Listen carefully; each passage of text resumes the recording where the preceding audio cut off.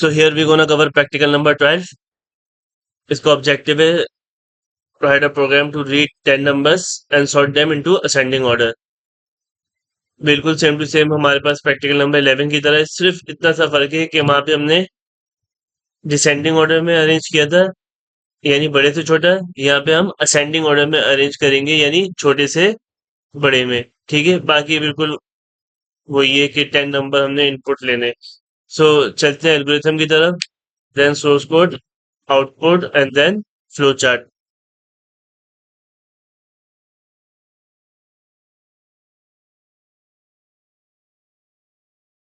Link इसका description में given है। यू नो ये algorithm practical number 10 year 12 year.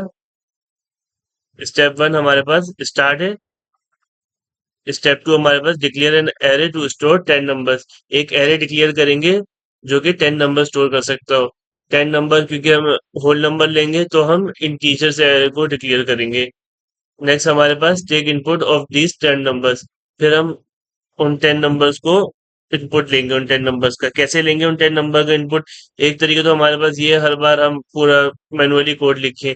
एक आसान तरीका जो यहाँ पे किया गया है, क्या है, फॉर लूप रन कर देंगे कि बार बार वो खुद ही 10 टाइम्स यूजर से इनपुट मांगेगा। ठीक है, ये हमारे पास कोड को प्रिसाइज कर देता है, आसान कर देता है। नेक्स्ट स्टेप हमारे पास क्या आ रहा है? स्टेप नंबर 4 में सॉर्ट फंक्शन को हम यूज करेंगे to sort array values in ascending order. यहाँ तक बिल्कुल प्रैक्टिकल नंबर 11 की तरह। वहां मैंने और ज्यादा डीपली एक्सप्लेन किए कोड वगैरह भी। खैर यहाँ पे भी कोई खास बात इसमें नहीं है। वहां पे मैंने एक बात और ये बता दी कि ये एल्गोरिथम हेडर फाइल में यूज होता है, दैट्स इट। स्टेप नंबर 5 हमारे पास run for loop for that array to print stored value in ascending order. फिर हम फॉर लूप को रन करेंगे ताकि असेंडिंग ऑर्डर में हमारे पास वैल्यू प्रिंट हो जाए। ठीक, and then stop. Code file की तरफ मूव करते हैं।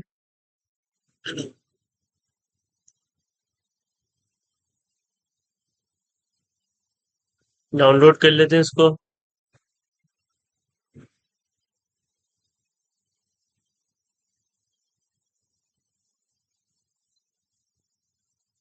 ये हमारे पास आ गया प्रैक्टिकल नंबर 12। फर्स्ट हमारे पास preprocessor directive include use हुआ हुआ है आई ओ स्ट्रीम को हेडर फाइल को इंक्लूड करने के लिए। क्यों इंक्लूड करने? क्योंकि हम जो ये सी आउट जो हम यूज कर रहे हैं ऑब्जेक्ट, इसकी क्लास की डेफिनेशन और यूजेज वगैरह, फंक्शन वगैरह, अब आगे जाके आप classes object O O P advance topic है वो कवर करेंगे। वो सब आईओ स्ट्रीम में डिफाइन हुआ हुआ है। इनपुट आउटपुट स्ट्रीम क्योंकि सी आउट आउटपुट के लिए यूज होता है तो इसलिए मस्ट है। अगर हम ये इंक्लूड नहीं करेंगे तो हम सी आउट यूज नहीं कर सकेंगे। इसके बाद यहाँ पे हमने नेक्स्ट इंक्लूड किया एल्गोरिथम हेडर फाइल। ये क्यों यूज की? क्योंकि हम जो शॉर्ट फंक्शन यूज कर रहे हैं ये एल्गोरिथम हेडर फाइल में डिफाइन हुआ हुआ है, जैसे सी आउट आईओ स्ट्रीम में डिफाइन हुआ हुआ है। इसके बाद यूजिंग नेम स्पेस एसटीडी। अपने कंपाइलर को ये बात बताइए कि हम रेफरेंस नेम स्पेस क्या है, हमारे पास रेफरेंस होते हैं मुख्तलिफ, उसमें से एक कौन सा है? एसटीडी। हम एसटीडी रेफरेंस को अपने प्रोग्राम में यूज कर रहे हैं। ये भी एडवांस टॉपिक है। स्टार्ट में वैसे प्रैक्टिकल नंबर 2 या 1 में मैंने 1 के अल्टरनेटिव में मैंने एक्सप्लेन किया है। उसके बाद मेन फंक्शन हमारे पास आ रहे हैं। इसकी आर्गुमेंट हमारे पास यानी पैरामीटर वॉइड है, यानी नल, और डेटा टाइप इंटीजर। इसके बाद हमने अभी एल्गोरिथम में हमने बात की कि इंटीजर से हम 10 नंबर का 10 नंबर स्पेस की एरे इनिशियलाइज करेंगे, यानी इस एरे की कैपेसिटी कितनी है? 10 नंबर, 10 इंटीजर्स अपने अंदर ला सकता है। 10 यानी इस एरे की कैपेसिटी कितनी है? अपने अंदर 10 नंबर्स को स्टोर कर सकता है। उसके बाद ये दो लाइन हमारे पास फिर आउटपुट को फैंसी करने के लिए असेंडिंग ऑर्डर सॉर्टिंग हेडिंग हो गई, और उसके बाद अंडरलाइन हो गया नेक्स्ट लाइन में। उसके बाद ये हमने फॉर लूप रन कर रहे हैं, किस लिए? यहाँ पे क्या बोल रहे हैं? Inter any 10 number. यूजर को हमने प्रॉम्प्ट किया कि इंटर एनी 10 नंबर, कोई भी आप 10 नंबर इंटर करो। उसके बाद हमने फॉर लूप रन कर दिया। जैसे ही वो एक नंबर इंटर करेगा उसके बाद एक इंक्रीमेंट हो जाएगा, 0 से 1 वैल्यू हो जाएगी। दोबारा कर्सर ब्लिंक करने लग जाएगा। फिर जब वो दूसरा नंबर इंटर करेगा दोबारा इंक्रीमेंट हमारे पास हो जाएगा और रन करने लग जाएगा। तो फिर दोबारा बता देता हूँ, ऐसे फॉर लूप भी हम पहले कवर कर चुके हैं। ये हमारे पास इनिशियलाइजेशन स्टेट है। ठीक है, एक आई वेरिएबल लेके एक टीचर वेरिएबल है ये हमारे पास। उसको जीरो से असाइन कर दिए वैल्यू। उसके बाद हमने यहाँ पे कंडीशन दी और यहाँ पे इंक्रीमेंट हमने यूज किए। फिर वही बात जो अभी मैंने आपको बताया कि एवरी टाइम जब यूजर कोई वैल्यू इनपुट करेगा एक इंक्रीमेंट हो जाएगा और उस वक्त तक हमारे पास ये फॉर लूप रन होगा जब तक वैल्यू 9 के बराबर नहीं हो जाएगी। जैसी 10 होगी वैसे ये फॉर लूप टर्मिनेट होके आगे बढ़ जाएगा। आगे बढ़ते ही हमारे पास क्या होगा, सॉर्ट फंक्शन काम करेगा और जो भी उसने रैंडम वैल्यूज दिए, पहले 2 लिखा फिर 1 लिखा फिर उसके बाद 10 लिखा फिर 9 लिखा, कोई भी रैंडम वैल्यूज उसने डाली है उसको असेंडिंग ऑर्डर में अरेंज कर देगा। अब हमारे पास वैल्यूज यहाँ तक असेंडिंग ऑर्डर में अरेंज हो गई है सॉर्ट फंक्शन पे। अब ये जो असेंडिंग ऑर्डर में अरेंज हुई है इसको स्क्रीन पे शो भी करवाना है असेंडिंग ऑर्डर जो भी हमारे पास बना है। तो हम यहाँ पे शो करने के लिए सी आउट यूज करेंगे स्क्रीन पर आउटपुट लाने के लिए। So the ascending order of the given number is, for loop run कर देंगे जिससे जो भी हमारे पास असेंडिंग ऑर्डर में वैल्यू होंगी वो एक एक करके स्क्रीन पे शो हो जाएंगी 10 की 10 वैल्यूज। उसके बाद रिटर्न जीरो और प्रोग्राम एंड। रन करके देख लेते हैं ताकि आउटपुट भी हो जाए और आपको आइडिया भी मिल जाए कि कैसे हमारे पास प्रोग्राम हमारा रन करता है। कोई भी रैंडम वैल्यू ले लें, 90 ले लिया, 87 ले लिया, 1 ले लिया, 789 ले लिया, 67 ले लिया, 66 ले लिया, 9 ले लिया।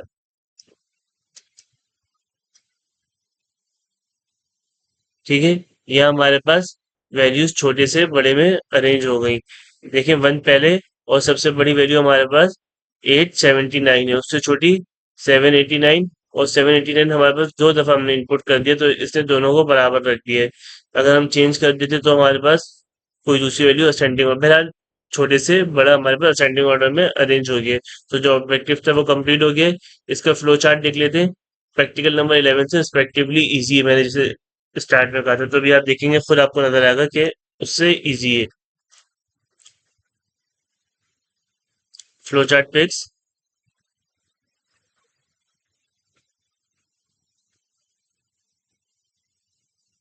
मैं इसको जूम कर देता हूँ, काफी है इतना, ठीक है। यहाँ प्रोग्राम स्टार्ट हुआ उसके बाद 10 नंबर इनपुट ले रहे हैं। इनपुट किस तरह ले रहा था, हमने फॉर लूप रन किया था तो यहाँ आई से लेके 9 तक सारा फॉर लूप की स्टेटमेंट और यहाँ से भाग जा रहा है। आई इनिशियलाइज हुआ 0 पे, उसके बाद कंडीशन चेक कर रहे हैं if I is less than और इक्वल टू 9। ऑफ कोर्स हमारे पास आई क्या है, 0 क्या है, 9 से छोटा है। यस होगा तो इस साइड मूव कर जाएगा, एक इनपुट के लिए प्रिंट करेगा, यूजर ने इनपुट जैसी करेगा उसके बाद यहाँ आगे 0 पे एक इंक्रीमेंट हो जाएगा। अब वैल्यू क्या हो चुकी है, 1 हो चुकी है। ये करेक्टर है, इस पे भी हमारी ये सारे आपको शेयर्स में एक्सप्लेन कर चुका हूँ, उनके नाम बता चुका हूँ डायमंड कंडीशन के लिए, इसके लिए पीछे प्रैक्टिकल में कवर हो चुके हैं। कनेक्टर वापस यहाँ आके कनेक्ट करेगा इसको, इस बार दोबारा आगे चेक होगी कंडीशन, अभी भी वैल्यू 1 है तो दोबारा यस पे आगे इस तरह हो जाएगा। अब वैल्यू 2 हो गई, इसके बाद दोबारा आगे टिल 9 होगा तो भी हमारे पास ये दोबारा रन करेगा, क्यों, क्योंकि ग्रेटर देन और इक्वल टू 9, 9 भी है तो भी रन। हाँ, जैसी 9 से बड़ी होगी हमारे पास वैल्यू, यहाँ कंडीशन चेक होगी, उसको नो होके यहाँ पे आ जाएगा। तो उस वक्त तक हमारे पास यूजर 10 टाइम इनपुट दे चुका होगा, 10 नंबर हमारे पास इनपुट हो गए, यही हमारा ऑब्जेक्टिव में मेंशन था। तो अब जो टाइम जो इसने इनपुट दिया उसको हम सॉर्ट करेंगे इसमें असेंडिंग ऑर्डर में। ये हमारे पास मिनिमम असेंडिंग ऑर्डर में। अच्छा, सॉर्ट यहाँ सॉर्ट फंक्शन यहाँ पे समझना है, एल्गोरिथम का जो है गिवन है कि ये जो हमारे पास नम वैल्यू जो दी हुई है ये हमारे पास दी हुई है मिनिमम, ये हमारे पास मैक्सिमम दी हुई है। तो मैक्सिमम क्या 10 प्लस है, तो छोटे से, और जैसे वाले जब 10 प्लस हो जाएगा तो वो वैल्यू बड़ी हो जाएगी, तो छोटे से बड़े की तरफ अरेंज करने का हम ये इसको सिंटैक्स है हमारा सॉर्ट फंक्शन का। उसके बाद क्या होगा, जो भी हमारे पास वैल्यू होगी हम उसको आउटपुट शो करेंगे। आउटपुट एक साथ तो हम शो कर नहीं रहे, ईच लाइन में हम एक आउटपुट शो कर रहे हैं, तो हम दोबारा से फॉर लूप को रन करेंगे। पिछली बार जब प्रैक्टिकल नंबर 11 में फॉर लूप था वो उल्टा था, वो इस बार यहाँ पे जब हम आउटपुट, क्योंकि डिसेंडिंग में था ना, सॉर्ट असेंडिंग में वो तो उल्टा हमें रन करना पड़ गया था उसको। तो यहाँ पे हमारे पास ग्रेटर वैल्यू थी, यहाँ पे 90 और यहाँ पे 0 थी, लेकिन यहाँ पे इस बार वैसे ही वैल्यू है। बस चेंजिंग हमारे पास क्या है, यहाँ पे प्रिंट ऑन द स्क्रीन हो रहा है, क्यों, क्योंकि असेंडिंग ऑर्डर है, वहां पे क्या था, डिसेंडिंग ऑर्डर था। बिल्कुल सेम टू सेम है, आई जीरो कंडीशन भी हमारे पास वही, less than equal to 1, print number on the screen. यहाँ पे इनपुट दे रहे हैं, यहाँ पे आउटपुट दे रहे हैं, ये तो 11 में भी यही था। उसके बाद यहाँ पे इंक्रीमेंट भी हो रहा है, वहां पे डिक्रीमेंट हो रहा था। और उसके बाद यहाँ पे बी कनेक्टर यूज करेंगे। कनेक्टर हमेशा कपल में पाए जाते हैं कि एक जगह कहीं खत्म हो रहा होगा तो दूसरी जगह शुरू हो रहा होगा, जैसे बी यहाँ पे खत्म हुआ तो यहाँ से वापस शुरू हो रहा है। जैसे मेज के हमारे पास मुख्तलिफ रूट्स निकल आते हैं। मेज पजल की बात कर रहा हूँ, भूल भुलैया जैसे उर्दू में कहते हैं। जैसे ही हमारे पास 10 नंबर सारे स्क्रीन पे प्रिंट हो जाएंगे, प्रैक्टिकल स्टॉप हो जाएगा और यहाँ पे हमारे पास प्रैक्टिकल नंबर 12 एंड हुआ। मिलते हैं आपसे प्रैक्टिकल नंबर 13 में।